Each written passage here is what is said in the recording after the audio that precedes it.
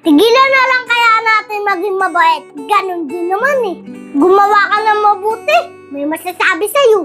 Pag gumawa ka ng mali, yan ang inaantay nila. Kaya kung ako ikaw, huwag kang titigil gumawa ng kabutihan at manatili kang maging mabuting tao. Huwag kang papaapekto sa sinasabi ng iba. Lahat yan may masasabi, tama man o mali ang ginagawa mo. Ang importante, malinis ang konsyensya mo at alam mo na mabuti kang tao. Hindi na natin kailangan i-please ang mga taong mali lang ang nakikita sa atin. Hindi na natin kailangan nagpaliwanag sa mga taong bingi pagdating sa mga tama natin. Huwag mong baguhin yung sarili mo para lang ikatuwa ng iba.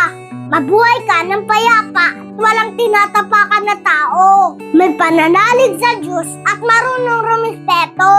Yun lang, Master. Sigurado ako na magiging payapa ang buhay mo